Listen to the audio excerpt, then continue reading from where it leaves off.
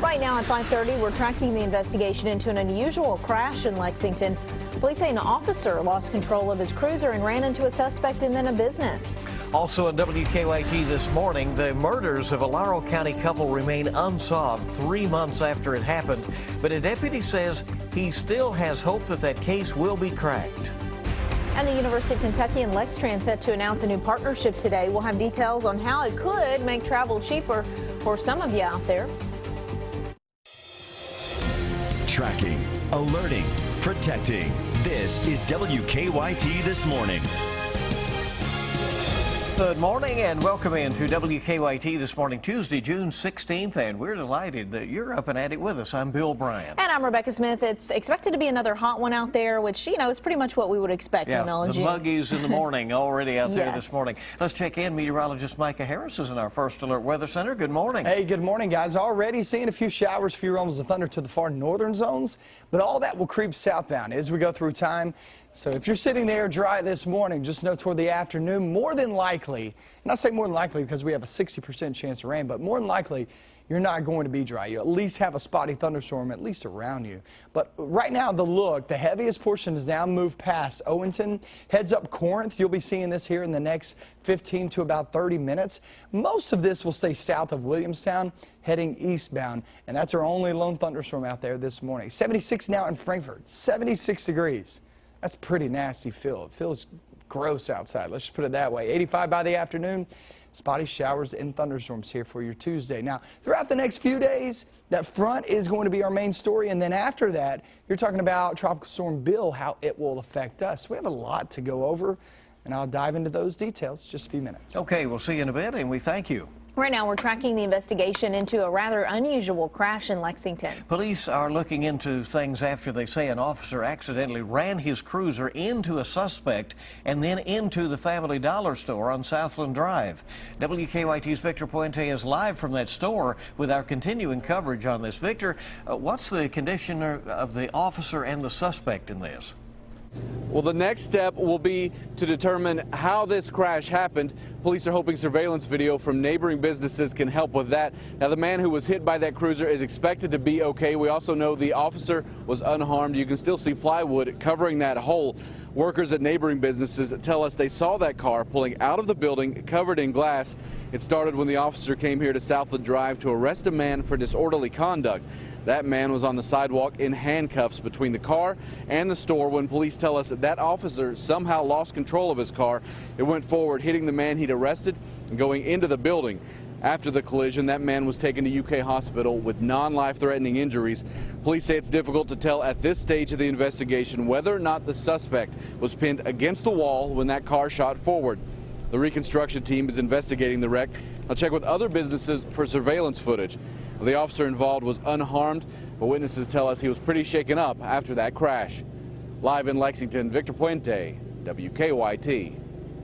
Right. Victor, thank you very much. This morning there are still no arrests 3 months after a couple was found murdered in Laurel County. Well, in March, Donnie and Sharon Jackson were found dead in their home, which was then set on fire. It's left some people living in the small community of Lilly a bit uneasy.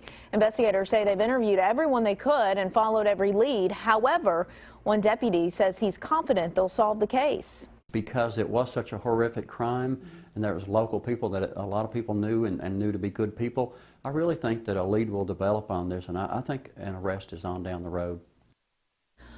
A reward sign has been placed outside the remains of the Jacksons' home, offering a $10,000 reward for information. Investigators hope that this will motivate someone to come forward.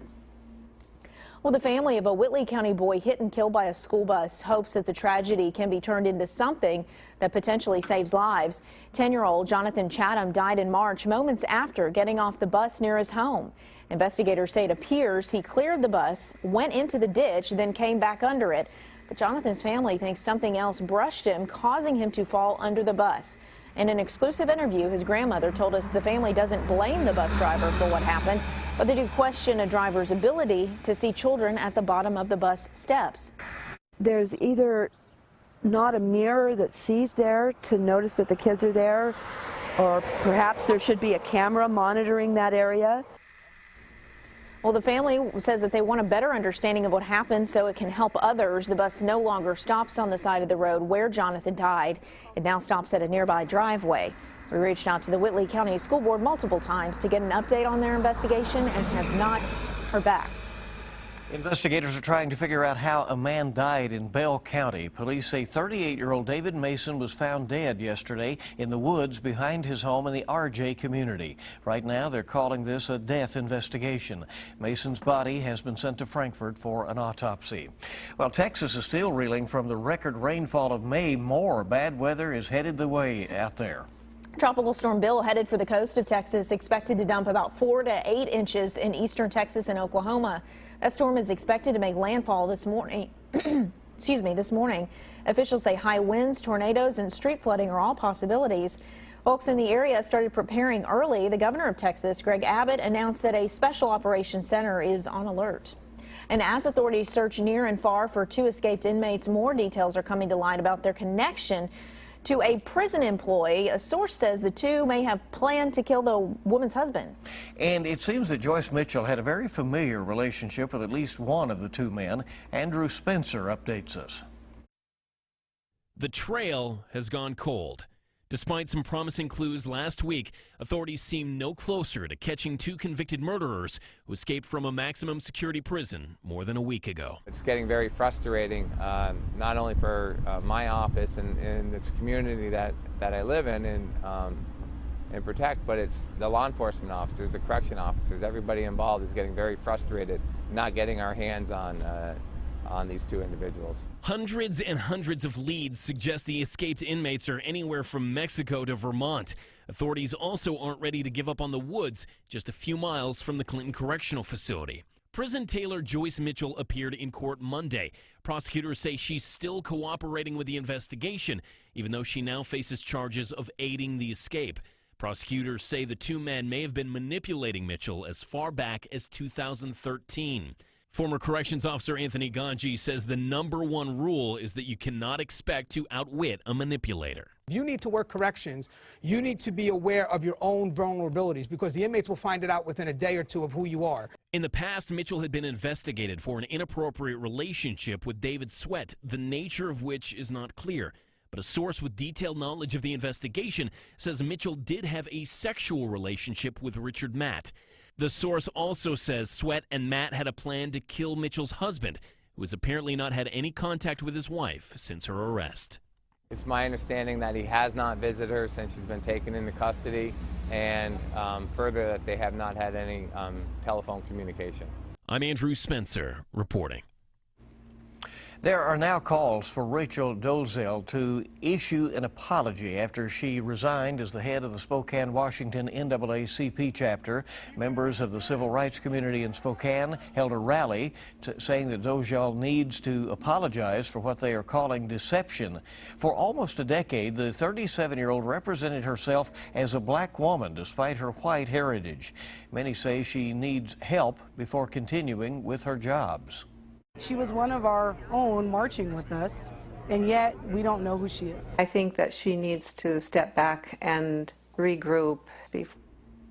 After WKYT This Morning wraps up at 7, stay with us for CBS This Morning, and you can catch a full interview with Dolezal's parents.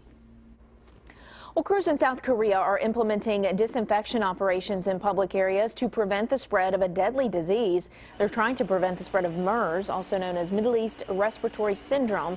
A performing arts center in the capital of Seoul was fumigated today. Several internet cafes are being disinfected.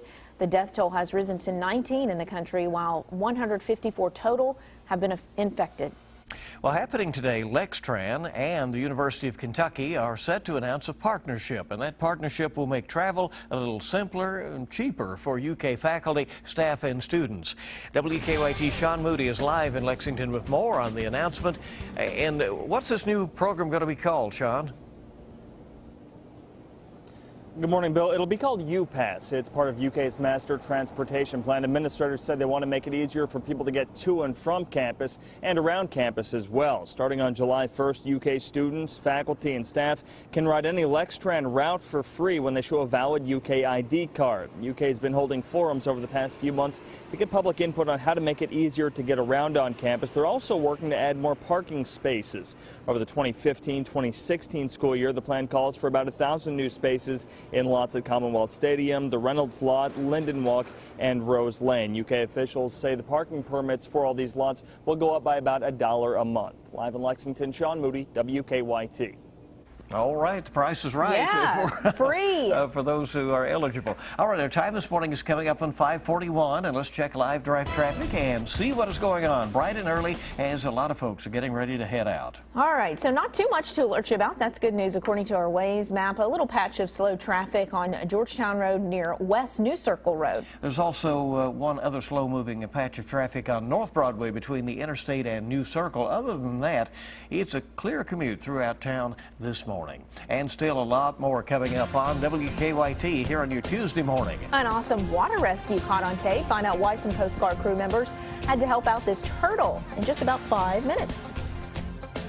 And we're looking at showers, thunderstorms already in the northern zones. This front situates itself south as we work throughout the next 48 to 72 hours. That could bring us potentially some severe weather. I'll have that in your latest forecast coming up.